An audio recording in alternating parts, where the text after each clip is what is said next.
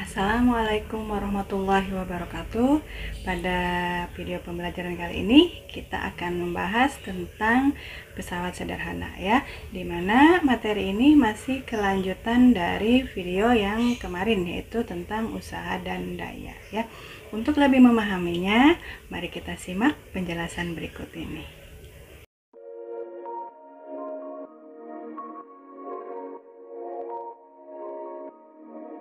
Apa itu pesawat sederhana? Pesawat sederhana adalah alat yang digunakan untuk mempermudah manusia dalam melakukan usaha. Di sini kita akan membahas tentang 4 macam dari pesawat sederhana ya.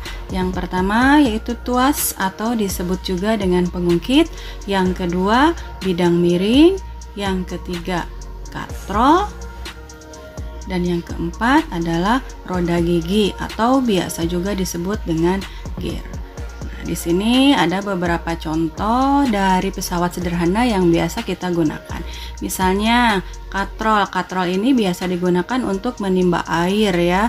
Terus gunting, ada juga papan yang biasa digunakan untuk mengangkat benda yang berat ya. Kita bahas dulu tentang tuas atau pengungkit. Tuas ini adalah suatu alat yang berguna untuk mengungkit benda yang berat ya, sehingga terasa lebih ringan. Di sini ada 3 jenis tuas. Yang pertama yaitu tuas atau pengungkit jenis pertama. Apa saja? Contohnya yaitu gunting ya. Contoh lainnya yaitu jungkat-jungkit. Pengungkit jenis pertama ini mempunyai titik tumpu berada di antara titik beban dan titik kuasa.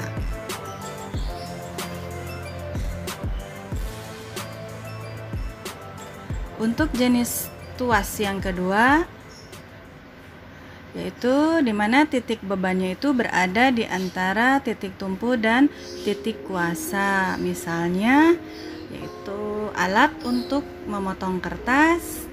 Terus ada juga gerobak yang beroda 1 yang biasa digunakan oleh tukang bangunan ya untuk mengangkut bahan-bahan yang berat.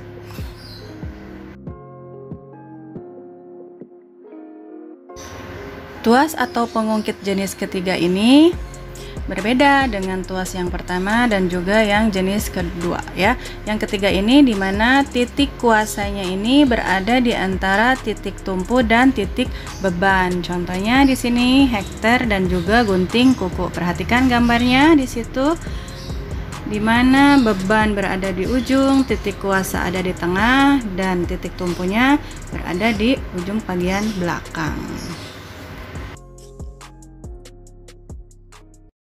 Kedua yaitu bidang miring.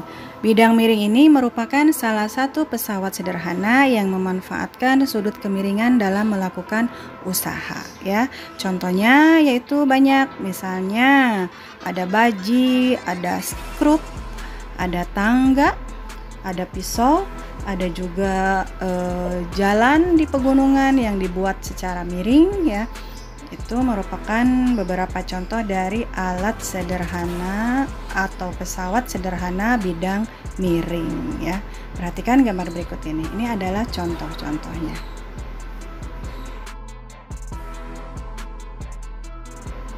Pesawat sederhana selanjutnya yaitu katrol. Katrol ini merupakan salah satu pesawat sederhana yang bekerja berdasarkan putaran. Dan katrol ini dibagi menjadi 3 jenis, yaitu yang pertama ada yang namanya katrol tetap. Katrol tetap ini mempunyai keuntungan mekanisnya 1 ya, dimana keuntungannya yaitu mengubah gaya angkat menjadi gaya tarik. Misalnya katrol ini yaitu katrol yang terdapat pada sumur-sumur ya. Yang kedua yaitu katrol bergerak. Katrol bergerak ini mempunyai keuntungan mekanis 2 dan berfungsi melipat gandakan gaya. Katrol bergerak ini biasanya digunakan untuk mengangkat peti kemas ya, terdapat di pelabuhan-pelabuhan.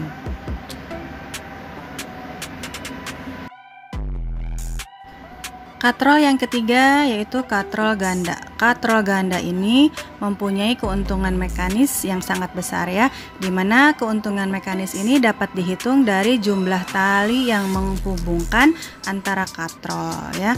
Nah, katrol ganda ini biasanya digunakan untuk mengangkat benda-benda yang berat dalam bidang industri.